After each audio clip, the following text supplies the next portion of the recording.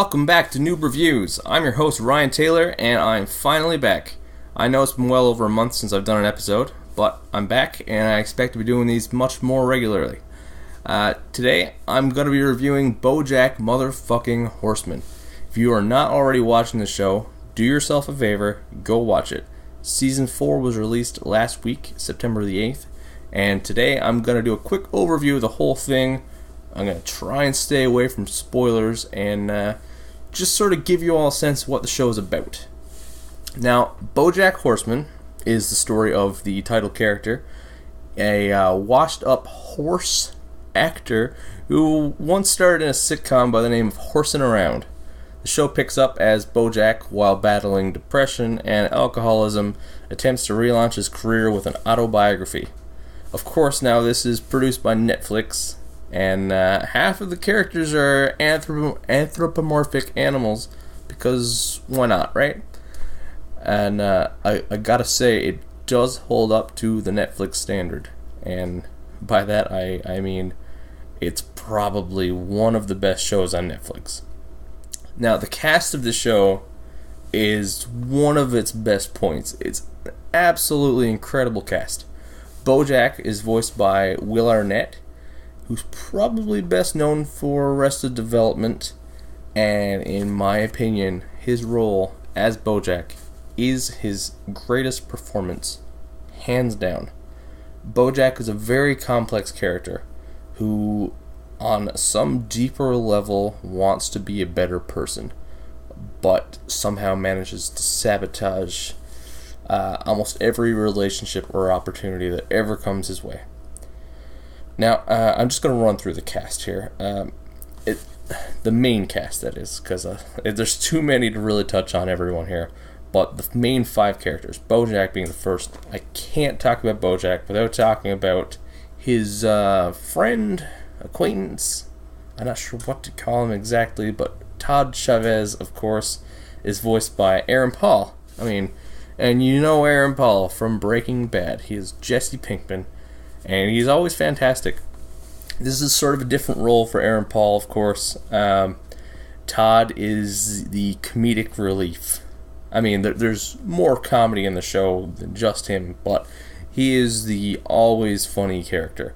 Todd is known to be the human male living on BoJack's couch at the beginning of the series. Friend is the best term I can think of, although that is kind of loose given the amount of stuff that happens between him and BoJack in this series.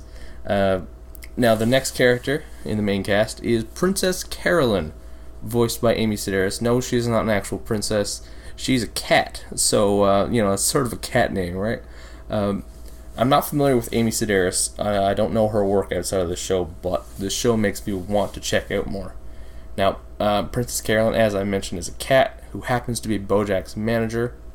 She is a smart, snappy, upbeat, independent woman working her way through the show business ranks, although her story kind of takes a toll on that. You'll see. Watch it and you'll see. Now, Mr. Peanut Butter is the next character here. He's BoJack's rival. I wouldn't exactly call him an antagonist because of how much of a flawed protagonist BoJack is to begin with, but he's the closest we have at the beginning of the show. He's the rival. He's voiced by Paul F. Tompkins, who is absolutely hilarious in the show. Now, Mr. Peanut Butter is a dog actor who starred in a sitcom which very clearly ripped off Horseman Around, which, of course, brings about the rivalry. And Mr. Peanut Butter is loved by pretty much everyone around him, which, of course, annoys the ever-living shit out of BoJack.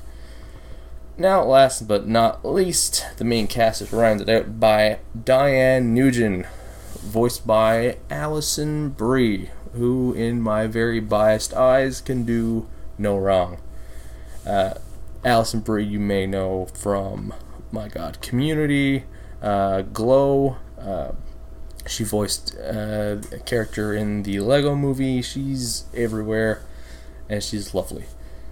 Diane Nugent, now, her character in this show, is the writer that is hired to ghostwrite BoJack's autobiography at the beginning of this show, and is kind of the polar opposite of BoJack. She is intelligent and hardworking and a feminist, for one. And I mean that in a positive way. She develops an unlikely friendship through the writing of the book. And again, I'm biased, but Alison Brie's performance in the show is wonderful. Now, let's get to the show itself. It is very hard to describe exactly what this show is about. It is both astoundingly hilarious and yet a series of repeated and unapologetic gut punches. Easily one of the funniest shows on television today, and yet even more easily the darkest and most depressing show, period, on television. It has possibly the most accurate and realistic portrayal of depression that I've ever seen on TV, and still manages to include anthropomorphic animals and hilarious side plots, mostly involving Todd. Now, if you are a fan of the show already, you know exactly what I'm talking about. But anyone who hasn't watched it yet, just give it a shot. You won't see quite like the level of depression early on in the show. It's a little more comedic at the beginning, but it doesn't take long. Season 3 was probably the heaviest, with the ending of Season 3 being, it's just fucking heart-wrenching. And thankfully, Season 4 ended on a much brighter note, because I don't know if I could have handled something darker than that. Like, fuck, I will not say what happened. I won't get into any spoilers.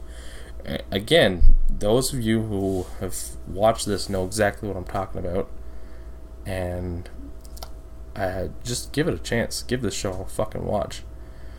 Again, don't want to get any spoilers, but I'm going to quickly I'm going to gloss over Season 4 for anyone who hasn't seen this. Even if you have watched the show and you just haven't got around to Season 4 yet, or if you're looking at watching the show and you want to know how it holds up through the seasons.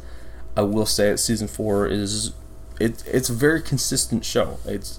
It's no better or worse than it is from the beginning, in my opinion. It is 4 solid seasons of TV. If you like it, you're going to keep liking it. First off, Season 4, the entire storyline of Mr. Peanut Butter's political campaign, fantastic.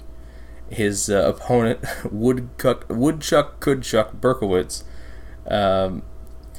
and the rivalry between the two and the election managed to make political satire fun again in a time where that's a fucking hard thing to do, because it's hard to do political satire in this day and age with everything that's going on, without reminding everyone of just how shitty the world has gotten. But they managed to do it. They managed to do it very, very fun, very lighthearted take on an election, which is great. Todd, of course, as always, very fun, and he gets the more lighthearted, entertaining stories of the season. Special shout out to episode 3, titled "Hooray, Todd Episode." Yep, that's the title, and it is exactly what it is. It's just a full-on Todd episode, and I gotta say, it's probably everything I ever wanted in this show, so I'm glad I finally got that. Of course, BoJack and Princess Carolyn are given the darker stories of the season. Thankfully, they ended on brighter notes. I wasn't sure. I thought it was gonna be full on depression at the very, very end of the series, but they managed to pick it up a little bit at the end, which is great. Very relieving to end this on a brighter note.